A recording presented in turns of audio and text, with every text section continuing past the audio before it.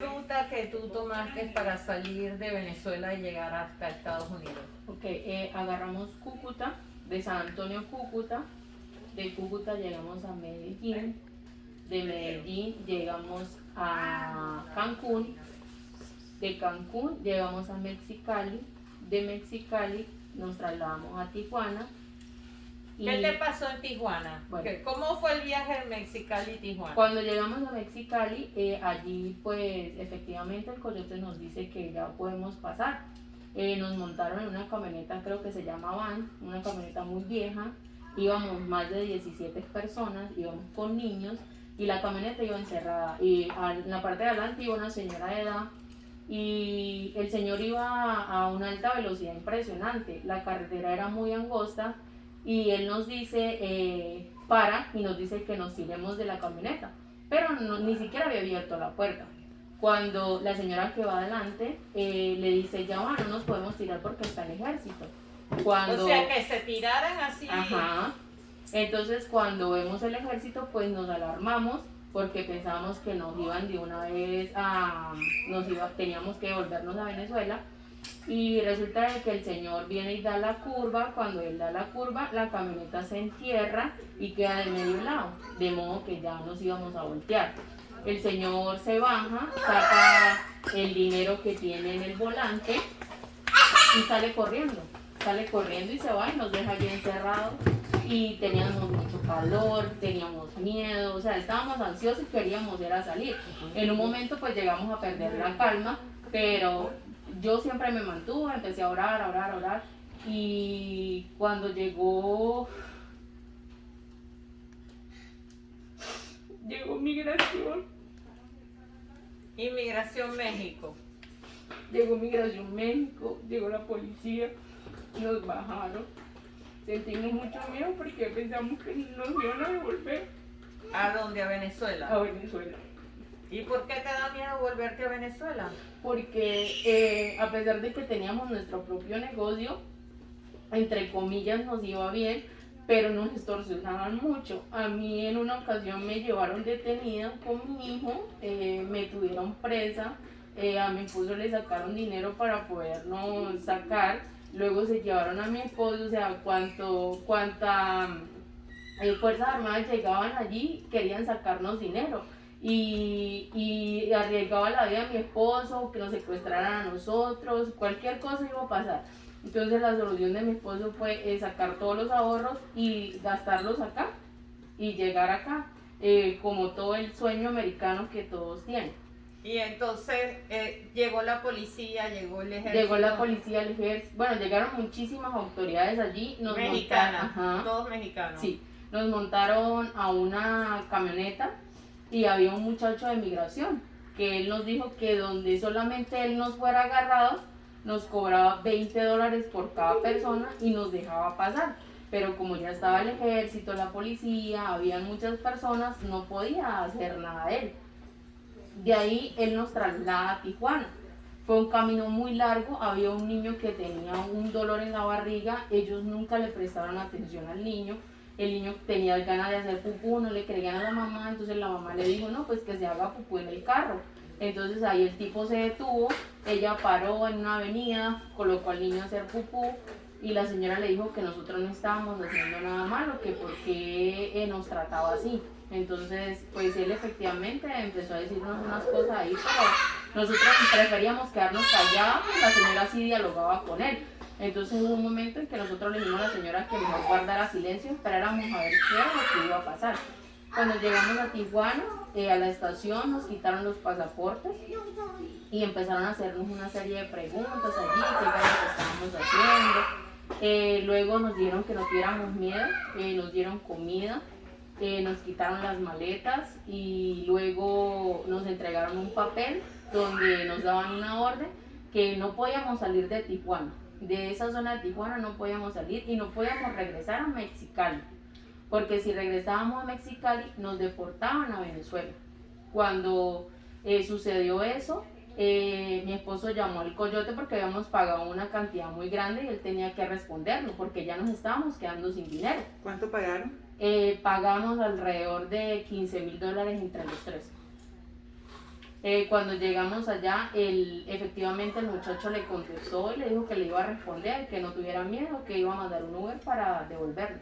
Llegó el Uber, nos devolvimos a Mexicali otra vez, de ahí nos metieron a un hotel, luego volvieron otra vez el 31 de diciembre, llegaron, fue algo muy diferente ya después, ya eran unas camionetas mejores de las que nos habían llevado antes.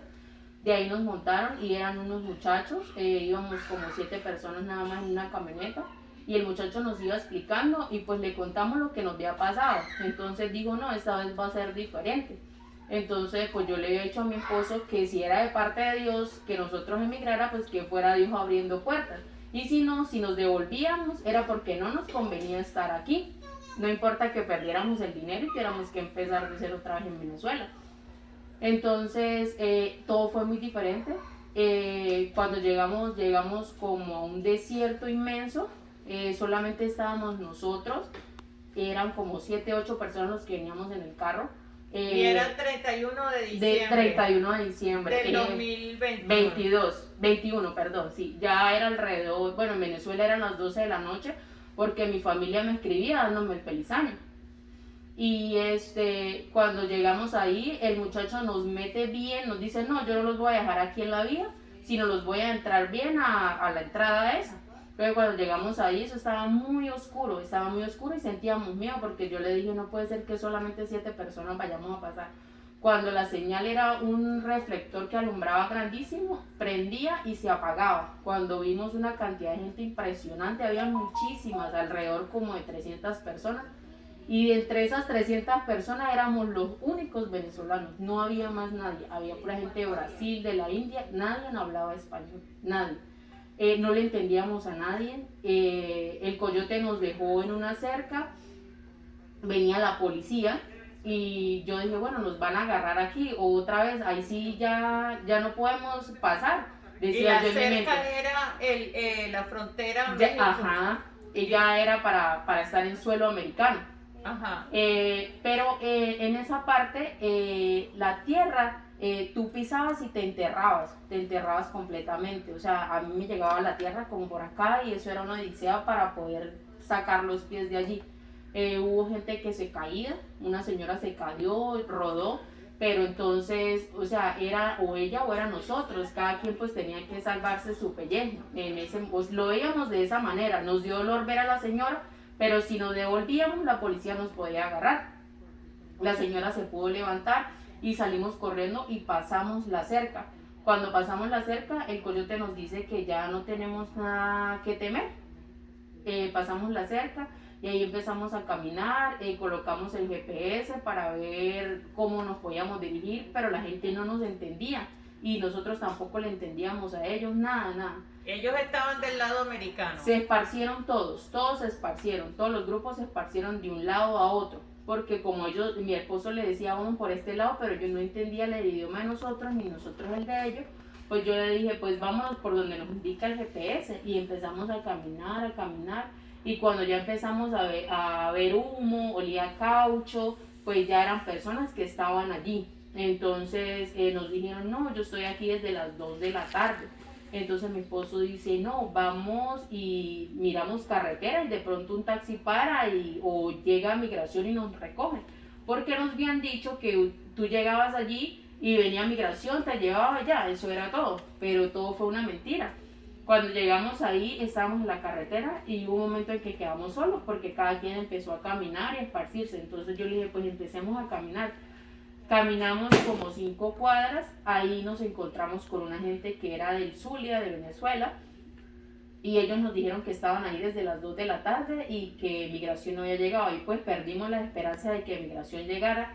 Cuando venía migración entró y así como entró salió, no recogió a nadie. Nadie se montó en la camioneta. Y ya era 1 de enero. Ya era 1 de enero, efectivamente, ya era 1 de enero. Era las 2 de la mañana en Venezuela. Llegamos allí, le pedimos ayuda a una gente mexicana y lo que hicieron fue insultarnos y nos dijeron que nos alejáramos de ahí. Tenían armas porque podían hacernos daño, entonces nos dio miedo.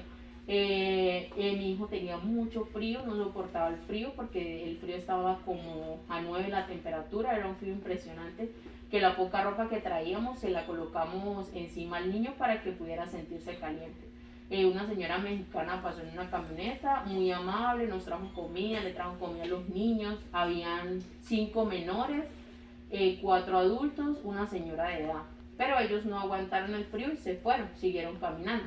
Nosotros sí acampamos allí, mi esposo traía una fosforina en el bolso y armamos como tipo fogata y los niños durmieron, pero nosotros no soportábamos el frío y ahí nos íbamos calentando poco a poco. Ya cuando se hicieron como las 5:30, 6 de la mañana, para un taxi, nos cobró $500 por solo llevarnos como a 2 cuadras nada más. De ahí nos dejó esas 2 cuadras y nos bajamos y nos entregamos a la policía.